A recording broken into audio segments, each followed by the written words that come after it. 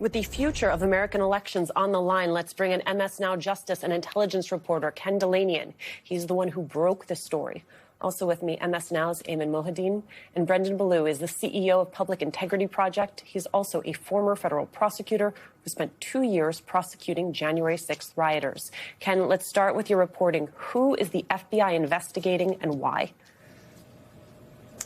We don't know the answer to that question, Alicia, but we do know that this is an extraordinary devotion of resources from the FBI's analytical wing. Remember, we're only getting a partial view into this. So I obtained some documents that show that FBI Director Kash Patel has essentially ordered the entire analytical wing, every field office, to contribute to this priority investigation in Atlanta. There are also agents, FBI agents, working on this investigation. We don't have visibility into exactly how many there are. And remember, we learned about this investigation when the FBI served a search warrant and essentially conducted a raid and seized 600 boxes of ballots and other election material in Fulton County back in January. But it hasn't been clear exactly where that was going.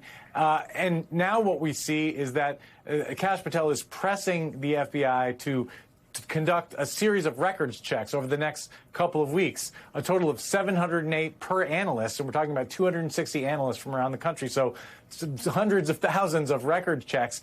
And when I ask my sources, what could this possibly be? They say, look, in an investigation like this, they're looking at social media, they're looking at phone records, they're looking at connections between subjects of the investigation. And again, we don't know the details, but we know that it's all in pursuit of the baseless idea that there was fraud in Georgia in 2020. And these are things that have been debunked by Republican-led investigations in Georgia. When we saw the affidavit in support of that search warrant back in January, we saw that it was mostly based on things that had already been investigated and disproven. And yet here the FBI is going down this rabbit hole again. And why should the American people care about this? Because these analysts are being forced to do this, and there are other things they could be doing, including looking at terrorism issues and white-collar fraud and all kinds of other things that the FBI investigates, but instead they're being told to do this, Alicia. Brendan, I always think about that opportunity costs, what resources are being used for, what they could be being used for instead. You had Ken mention what it is they're looking for, some social media, also their business activity, travel, contact with other investigative subjects. Your sense of what they're looking for and the connections they're trying to make? Yeah, it's interesting that they use the word derogatory information, and all credit to Ken for his reporting here, which is really extraordinary. Derogatory information is just the FBI's term for evidence. So they're looking for evidence of evidence. The sort of interesting nugget here that Ken just mentioned is that they're surging analytics staff and not field agents. Or special agents. And what that suggests to me is they probably just have a whole body of documents that they just want to go through. They don't actually want to execute any search warrants or anything like that yet. They just have a mountain of information, and they want to see if they can find anything that would be, potentially embarrassing for somebody, potentially could be spun up into a conspiracy or anything like that.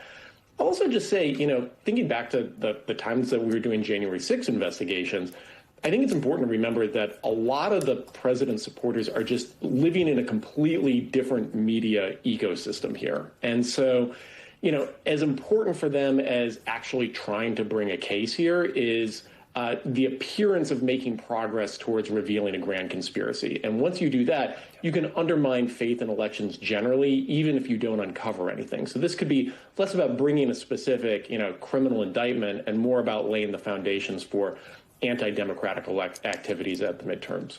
Ayman, I am sorry to laugh when Brendan Ballou says they are in search of evidence, but that is such an appropriate way of putting what they're doing. Yeah, and there was something that happened earlier this week, or I should say on Friday, that kind of buttons this up really well, and that was J.D. Vance on with Bill Maher, and Bill Maher says to him, if you're going to run in 2028, I need you to commit to the idea that if you lose the election, it can't just be you win or the election is not fair. And what does J.D. Vance do? He doesn't stand up there and say, I'm going to commit to that principle that I will accept the outcome of the election. He says, but no, there are problems in 2020 and there were problems in 2024. Though, did you notice he is now workshopping his rationale for what those problems are? That exactly. Now the problem is tech companies? Yes, exactly. I was just about to say that. It's like the narrative that Donald Trump has put for the Republican Party is that elections cannot be fair if we lose.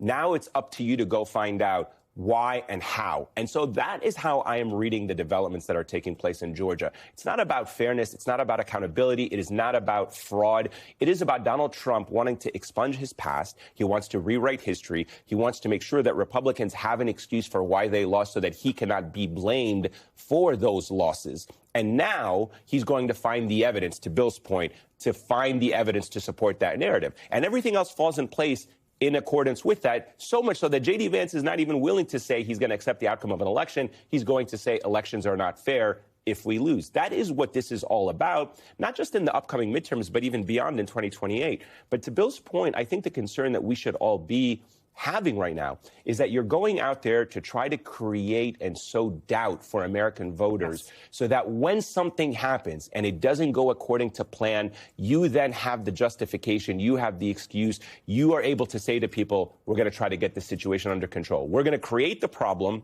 and then go out and solve a problem that did not need to be fixed. Which is what we watched happen in California when ballots were taking a few days to count. And then it is amplified by the fact that you have actual election officials in the state who are willing to, with their position, affirm that idea. I mean, Ken, we've been living with this for 6 years, this big lie, and yet there is somehow now urgency around this. They're authorizing these officials to work overtime. They're working weekends. The officials you spoke with, did they explain why this is now, the timeliness of this, why this is such a priority? They don't know for sure, Alicia, but they surmise that Kash Patel wants results. He set a deadline here of the next couple of weeks. These record checks have to be done. So there's some urgency to this.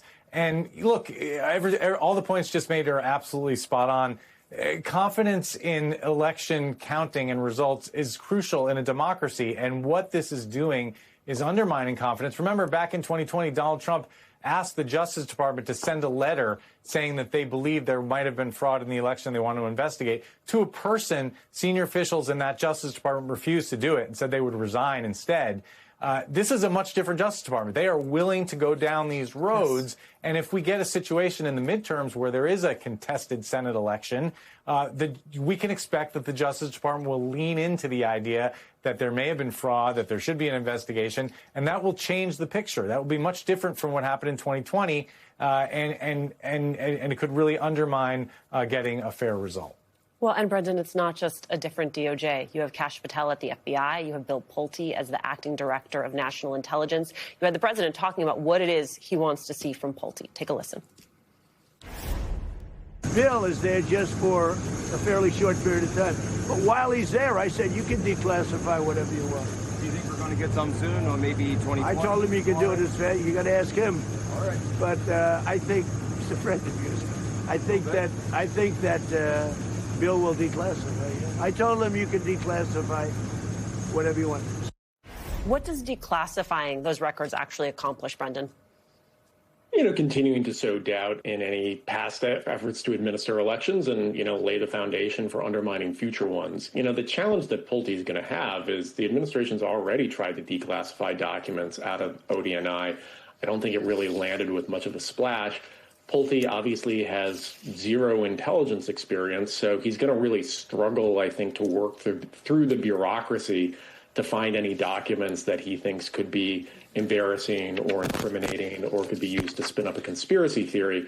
So, I think Pulte will probably struggle in that effort. Where I imagine that he's going to have more success is, just speaking generally about conspiracy theories and talking about, the extraordinary things that he's seen in the intelligence community and how, that's the reason why we can't trust Democrats in elections and why we have to federalize our election process. So I think it's going to be a lot more smoke than fire from him.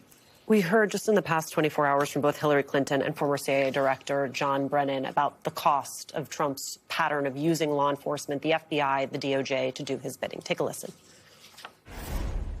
I am deeply worried about the hollowing out of the Justice Department. I don't know what they're missing. I have no idea.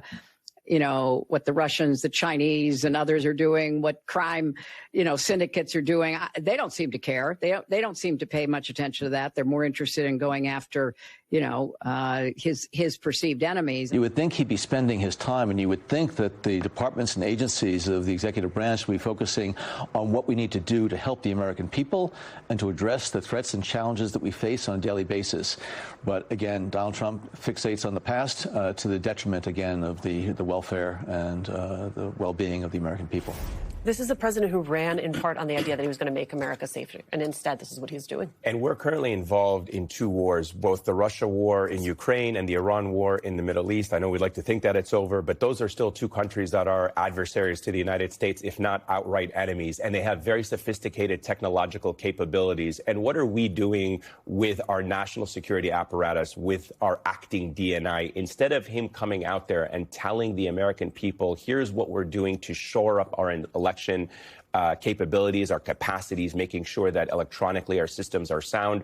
We are going back in time to look at things that never had a problem in 2020 or beyond. The issue for me that Donald Trump is doing is not just eroding confidence in our election system. Mm-hmm. He's also politicizing our intelligence officials. And to John Brennan's point, when you take somebody like Bill Pulte, a HUD secretary or HUD official, and somebody who has no background in the intelligence space in this country, and put him in that role. When you take somebody like Tulsi Gabbard, who has no intelligence capacity, and send her down to Fulton County to oversee a raid of ballots, it goes to show you what Donald Trump's priorities are. And what that also signals to the American people is that these positions now have become so politicized that the damage of whoever comes in the next administration and tries to restore credibility by appointing somebody from the intelligence community or the national security space, they're going to have such a steep hill to climb